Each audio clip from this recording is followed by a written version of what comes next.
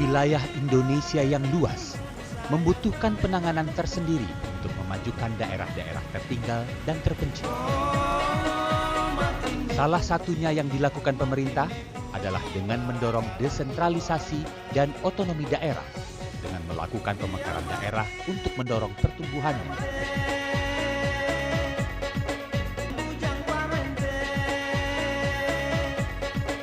Kabupaten Bone Bolango merupakan salah satu daerah pemekaran baru yang didorong untuk bisa mempercepat pembangunan daerah.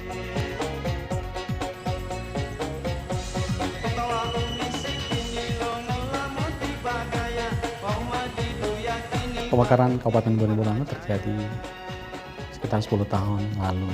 Ya, tentu latar belakangnya pertama karena pada faktanya Gorontalo ini wilayahnya sangat luas, ya. Kemudian di tengah keluasan wilayah itu infrastruktur juga relatif minim, ya. Kemudian pelayanan sektor pendidikan, kesehatan juga tidak cukup memadai, ya. Dan dari sisi jumlah penduduk memungkinkan, di samping memang potensi daerah untuk jadi satu kabupaten, satu daerah otonom itu cukup terbuka. Sejak ditetapkan menjadi kabupaten pada 25 Februari 2003 melalui Undang-Undang Nomor 6 Tahun 2003, Kabupaten Bone Bolango memiliki 4 kecamatan induk, yakni Kecamatan Tapa, Suwawa, Kabila, dan Bone Pantai. Sedangkan Kabupaten Bone Bolango sendiri memiliki luas mencapai 1.984 km persegi.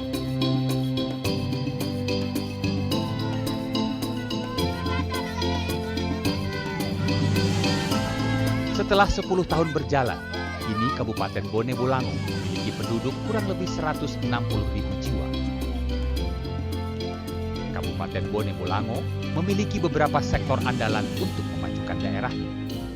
Soal potensi di sini kaya dan sangat beragam, tapi memang belum sepenuhnya digali ataupun dimaksimalkan. Potensi yang utama itu sektor pertambangan, ya. Di sini punya tembaga, punya emas, ya. Itu 2 hal utama. Di sini juga ada sektor perikanan. Kami punya panjang pantai lebih kurang 100 km. Jadi salah satu daerah di Provinsi Gorontalo yang pantai yang panjang itu adalah Kabupaten Bone Bolango.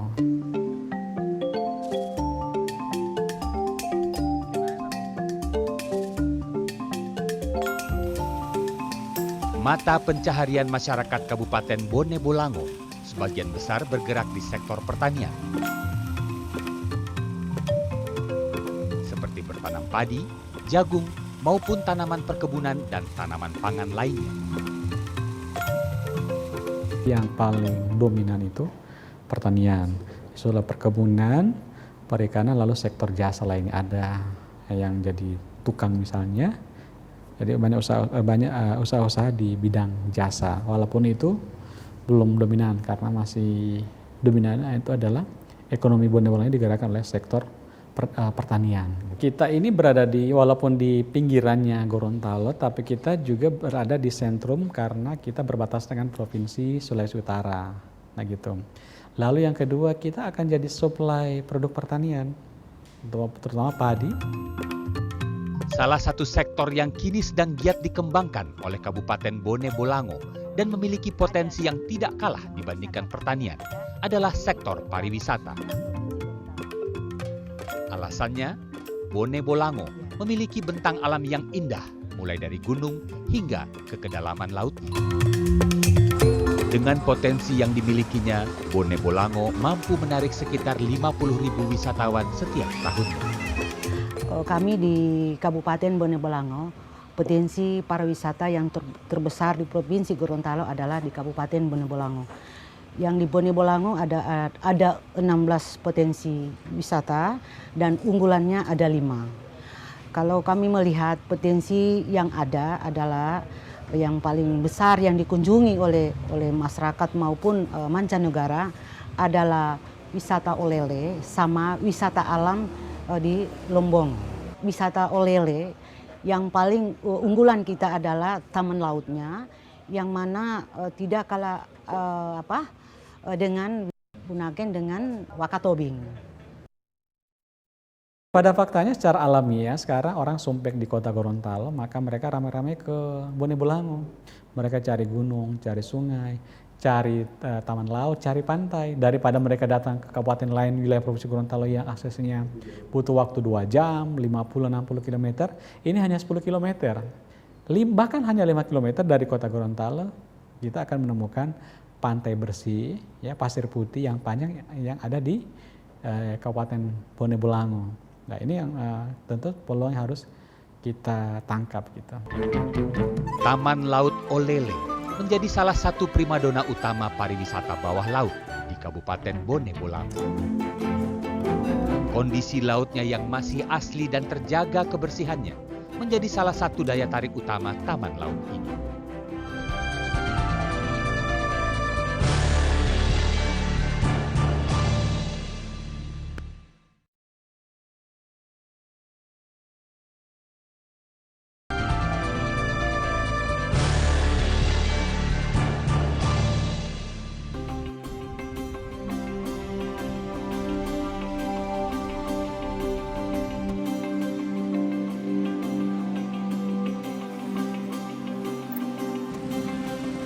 Letak Kabupaten Bone Bolango yang berbatasan langsung dengan kota Gorontalo sebagai pusat pemerintahan dan perekonomian di Provinsi Gorontalo membuat potensi pariwisata yang ada di kabupaten ini dipilih warga Gorontalo untuk melepaskan sejenak tekanan pekerjaan dan kesibukan.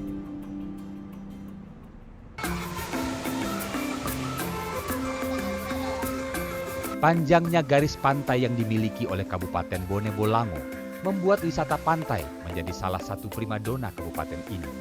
Salah satu pantai yang bisa dinikmati adalah Pantai Batu Tonuho yang berlokasi di Kecamatan Kabila. Dengan hanya menempuh perjalanan kurang lebih 30 menit dari kota Gorontalo, kita sudah bisa menikmati indahnya pantai sambil bersantai di pondokan yang sudah disediakan oleh masyarakat di sekitar pantai ini.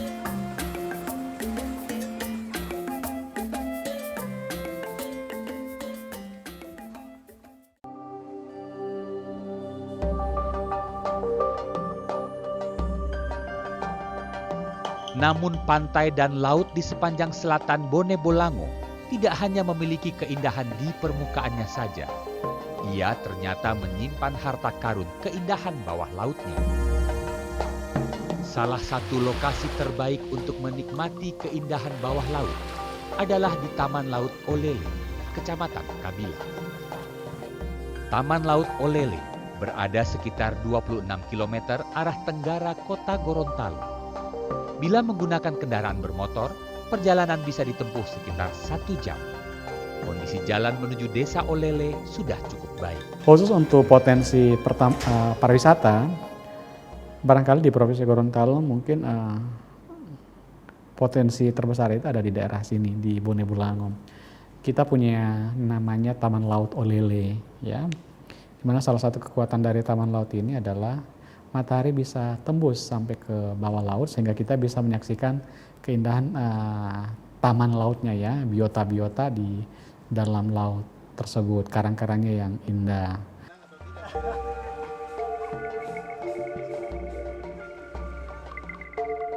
Melihat potensi laut yang dimilikinya, masyarakat lokal pun mendukung upaya pemerintah setempat mengembangkan dan memperkenalkan wisata laut ke masyarakat luas.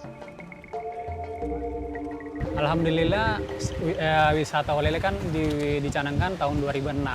Dari tahun-tahun setelah 2006 itu sebelum adanya PNPM itu tamunya sangat kurang karena fasilitas di sini tidak ada. Begitu ada PNPM pariwisata Bone Bolango 2011-2012 itu sudah mulai ada peningkatan.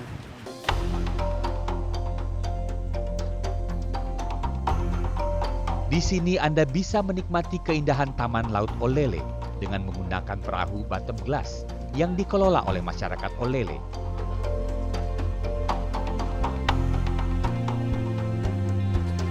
Dengan menggunakan perahu ini, Anda bisa menikmati keindahan taman laut dari permukaan laut.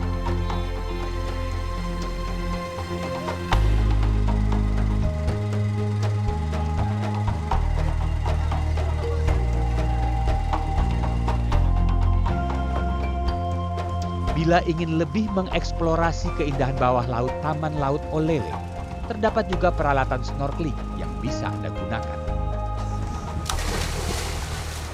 Untuk bottom glass seperti perahu kaca katamaran itu sudah ada 3. Ada 3 perahu katamaran itu dari PNPM Pariwisata Bone Bolango.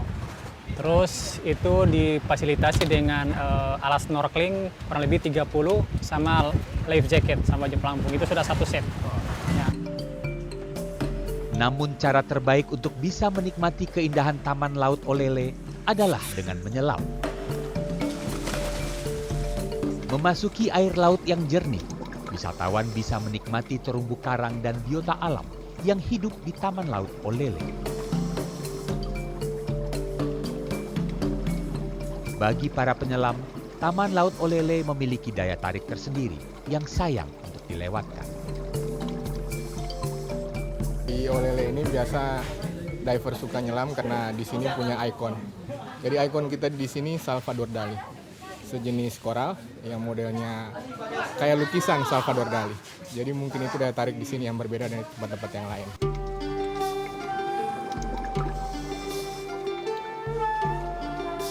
Selain itu, lokasi Taman Laut Olele yang berada di Teluk Tomini membuat arusnya tidak terlalu kuat, hingga membuat penyelam bisa menghabiskan waktu lebih lama di dalam laut.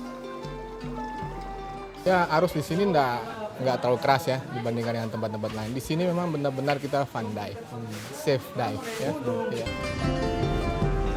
Taufik, salah seorang pengelola diving center di Gorontalo, melihat penyelaman di sepanjang Gorontalo dan Teluk Tomini terus mengalami peningkatan dalam beberapa tahun terakhir. Kalau dilihat dari polanya ada peningkatan, dari pola setiap tahun itu ada peningkatan. Karena industri diving untuk di Indonesia sendiri kalau saya lihat sudah mulai agak berkembang dibanding dulu-dulu. Kalau dulu mungkin orang melihat industri diving sebagai olahraga yang termasuk cukup mahal ya. Kalau sekarang mungkin udah nggak terlalu, karena diving juga udah termasuk bukan cuma sekedar olahraga ekstrim, tapi udah bisa dibilang sebagai bagian gaya hidup juga. Dengan berkembangnya Taman Laut Olele, masyarakat sekitar pun turut merasakan manfaat dari sektor pariwisata dan membentuk kelompok-kelompok yang berkecimpung di dunia pariwisata. Kalau di kelompok itu, kalau LKM dia bentuk 3 kelompok, masing-masing kelompok itu 10 orang. Itu lembaga kesadaran masyarakat, itu dari PNPM Pariwisata Bone Bolango. Terus dari pariwisata juga, sadar wisata itu kurang lebih 15 orang. Nah, jadi totalnya sekitar 45 orang yang berkecimpung di pariwisata. Pariwisata di Olele masih terbuka luas untuk dikembangkan lebih lanjut. Namun sebagai warga lokal Olele, Yonis mengharapkan pengembangan pariwisata di sini jangan sampai meninggalkan keterlibatan masyarakat lokal. Kalau menurut saya lebih bagus itu kita pariwisata berbasis masyarakat. Jadi kalau bisa kita dirikan seperti homestay, masing-masing misalnya satu rumah kita fasilitasi dengan 2 kamar yang harganya misalnya 100 sampai 150 ribu. Nah, sehingga kita tidak tanggung-tanggung untuk mempromosikan Olele. Begitu Olele sudah dipromosikan, orang datang bisa kita fasilitasi dengan homestay. Besarnya potensi Taman Laut Olele perlu diimbangi dengan promosi yang gencar, sehingga bisa menarik perhatian wisatawan, khususnya penyelam, untuk datang dan menikmati keindahan laut yang memesona. Kalau yang kurang itu sebenarnya promosi ya. Kalau di kalangan penyelam dari luar negeri, mereka tahu Gorontalo. Tapi di kalangan penyelam lokal kadang mereka belum tahu Gorontalo itu seperti apa. Faktor promosi saya rasa masih kurang untuk promosi daerahnya. Seperti halnya pariwisata berbasis alam, kesadaran masyarakat untuk menjaga lingkungan menjadi poin penting untuk keberlangsungan objek wisata itu sendiri. Kalau untuk ke depan, ya saya berharap kondisi laut kita bisa lebih baik lah. Jangan setiap tahun bukannya malah lebih baik, malah lebih rusak. Itu yang utamanya ya, karena kita hidup dari laut juga.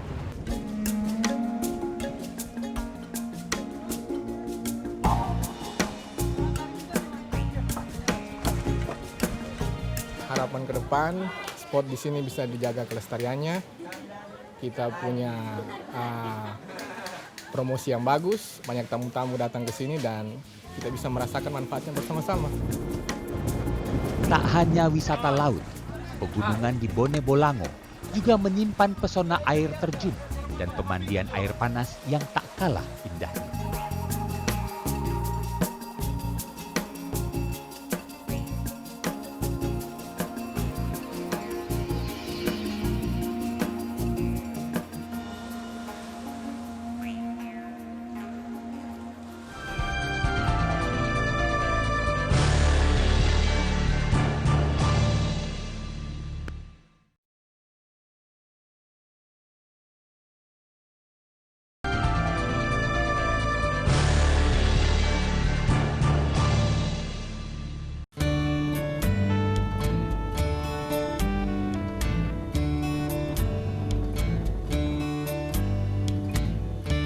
Tak hanya objek wisata bahari, kawasan pegunungan di Kabupaten Bone Bolango juga menyimpan pesona yang tak kalah indahnya.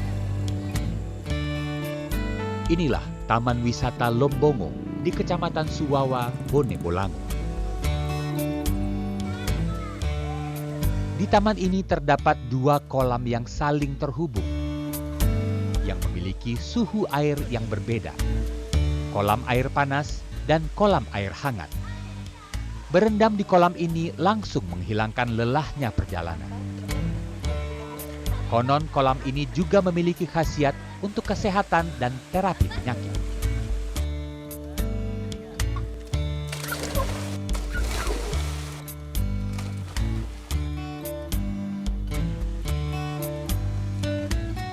Ini kalau kebetulan di sini di airnya panas, terus ada juga yang bak air dinginnya. Jadi selain untuk rekreasi, di sini juga ada bisa untuk pengobatan. Di sini sudah banyak yang ada penyakit stroke itu biasa mereka tinggal di sini jadi baik. Sudah banyak pengalaman itu, ada berapa orang yang sudah baik. Jadi dari dingin panas dingin dia jadi baik menetap di sini.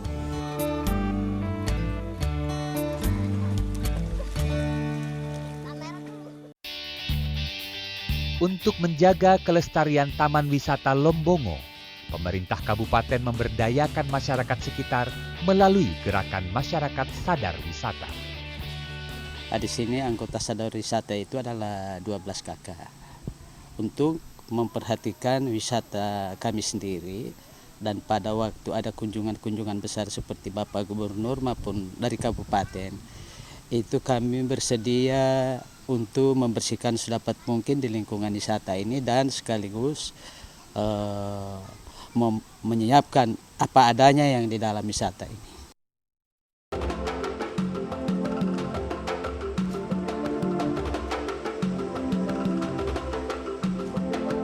Taman Wisata Lombongo juga terhubung langsung dengan Taman Nasional Bogani Nani Wartabone yang memiliki luas 287 hektar.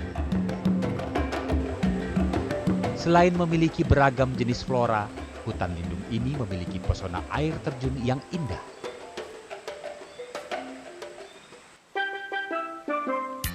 Menuju air terjun ini, kita harus melewati pintu masuk yang terdapat di Taman Wisata Lombongo, berjarak sekitar 15 km dari kota Gorontalo.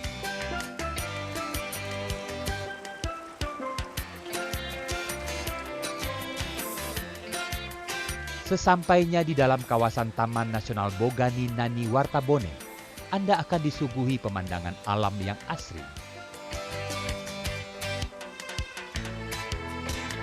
Selanjutnya, kita harus menyusuri jalan setapak dengan batu-batu yang sudah tertata.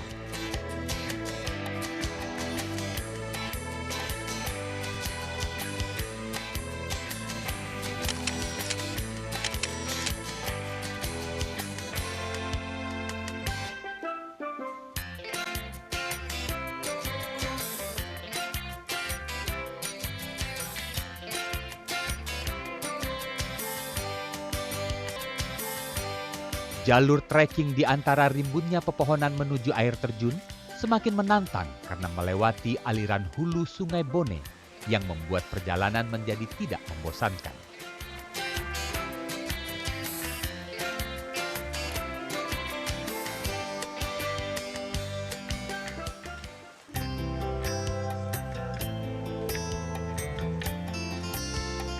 Di tengah perjalanan pun Anda bisa beristirahat sejenak di shelter yang telah disediakan.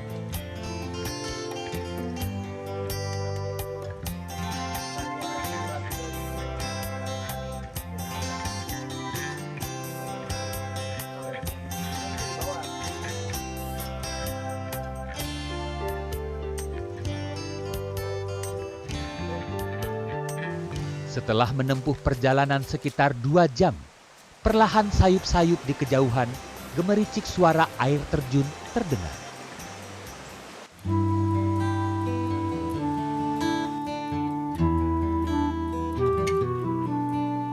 Letihnya badan sepanjang perjalanan sirna seketika saat melihat keindahan dan merasakan segarnya air yang tercurah deras dari puncak air terjun.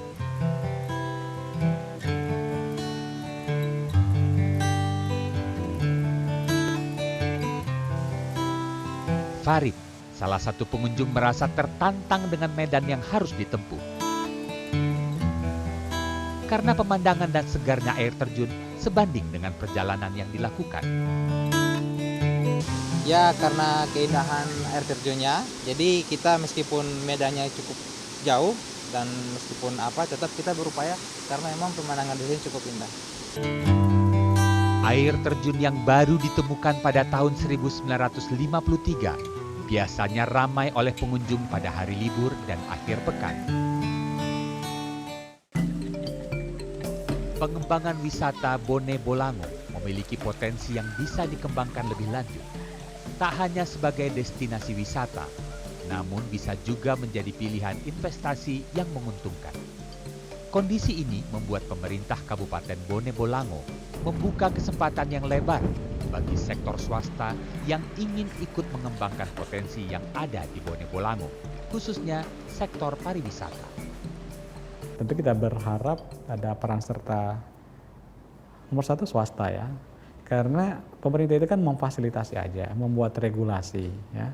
Nanti swasta yang akan menggerakkannya gitu. Kita mungkin hanya sekedar memberikan arahan untuk sektor pariwisata itu. Bahkan sebenarnya swasta lebih cerdas, lebih pintar memaksimalkan potensi pariwisata ini dibanding pemerintah, saya kira. Dibutuhkan kolaborasi baik dari pemerintah dan swasta, serta peran serta masyarakat memajukan pertumbuhan ekonomi setempat. Sehingga sektor pariwisata yang menjadi unggulan bisa bersaing dengan wilayah-wilayah lain di Indonesia, yang secara tidak langsung ikut berdampak pada kesejahteraan masyarakat Bone Bolango.